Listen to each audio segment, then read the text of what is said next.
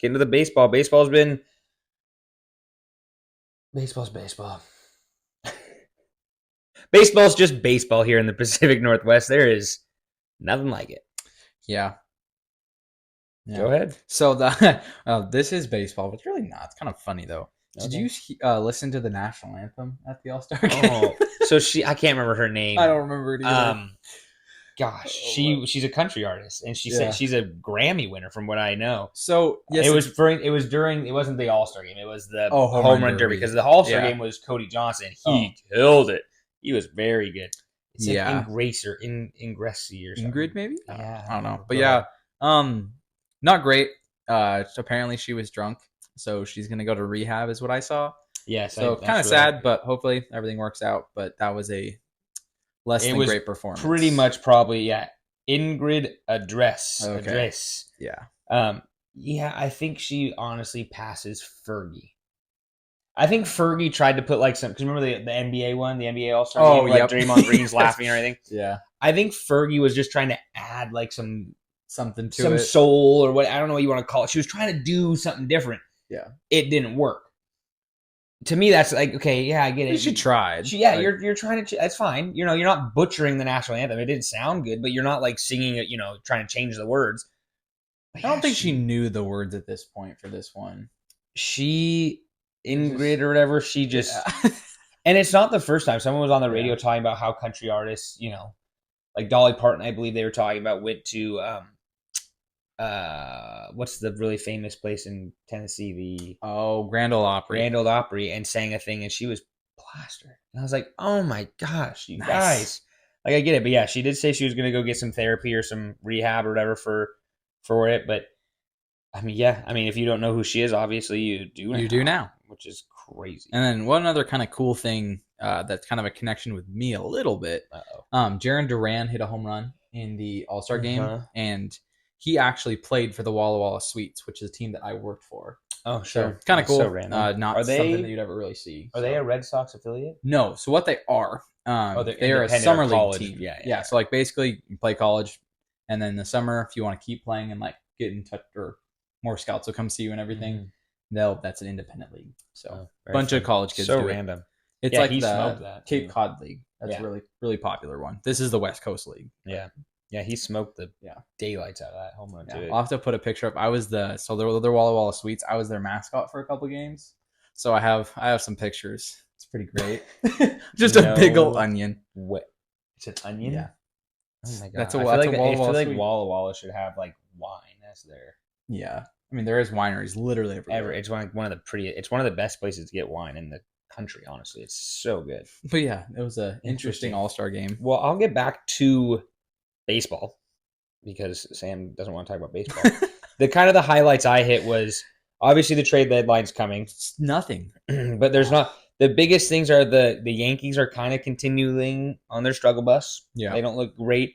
Astros have learned how to play baseball again, which I not happy about. To me, predicted. I was like, I know they're going to be good. They had to be. The Orioles hit 60 wins. I think they're the second team behind the Phillies. It's not surprising. So they look good, and they're kind of getting a bigger lead on the Yankees because the Yankees keep struggling. The Mariners have broke a record for losing a 10-game lead, the fastest. In 24 games. Yep. You know what the second fastest was? The Mariners. The Mariners when they came back in 1995. The Angels had a 10-game lead, and we came back in 33 games. Yeah. So it's a bummer. Obviously, we're tied to as of today before tonight's game. Yeah. But otherwise, the big question I think I had for you, Sam, besides the trade deadline, obviously, which is it's next anytime. It's literally next week. Anytime they want to make next trades, Tuesday. Yeah. Cool, so we're ready for it. Obviously, we said some moves kind of from the Mariners side. We'll kind of get into them in a little bit, but so Paul Skeens, obviously, we're kind of getting to the point where he's turning into that superstar, whatever you want to call him. He's obviously a rookie, and Pittsburgh is in the playoff picture. Are they a playoff team right now? It changes so often, it's hard to honestly keep track. But if they are, say, 5 games out, with a month to go, do they shut down Paul Skeens? Because he's a rookie, and so this is a big thing. So right now, they're 7 games out of the division. So probably not wild card. They're half a game out. So, or sorry, not half a game out. Yeah, no, they're half a game out because you have all these teams tied. The Mets, honestly, Diamondbacks, Padres. Do you is there a point where you shut him? Like if they're a half game out going into the last week, any of these things.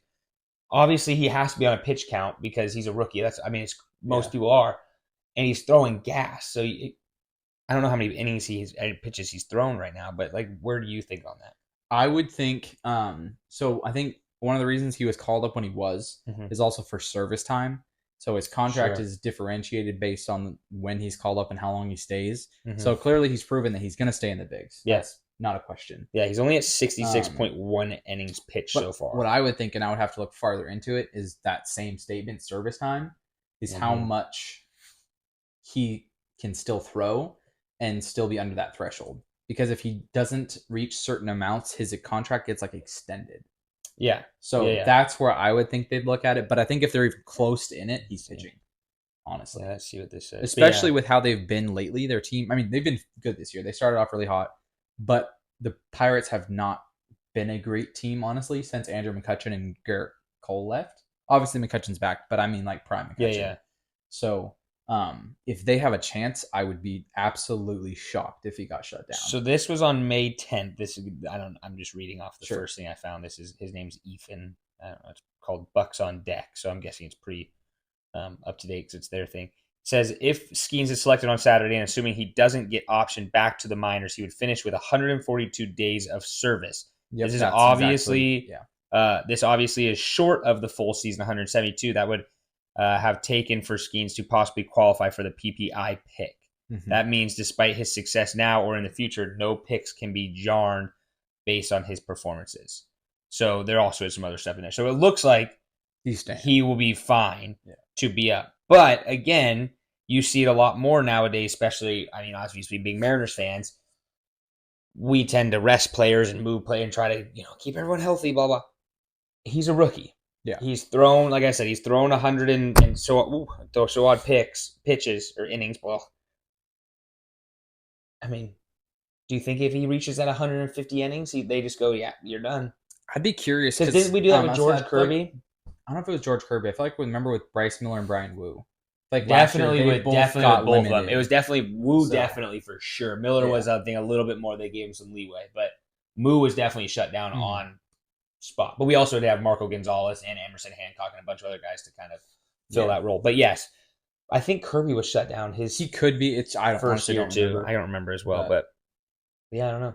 That was my big question because I saw that and I was like, he obviously basically every 5 days is a win. Dude, he's been lights out. You have to put up 2 runs, maybe 3, and you're pretty much guaranteed a win with him pitching right now. He's been unreal. He's been so good. I don't know.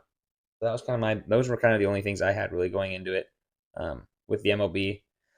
Obviously, you just need the Astros to stop winning. Yeah, do you see Alvarez hit a cycle? Yeah, against us. I didn't see it, but I heard it, which is kind of weird because I didn't the triple throws me off. He's not slow, but he's not. There had to have been something where hit the wall or someone died. Mitch Haniger's got cannon though, but it probably has to be when he someone dove and missed. That's kind of thinking. Yeah. Thanks for watching the Kind of Athletic podcast. Please make sure to like and subscribe on all of our social medias, and we will see you next week.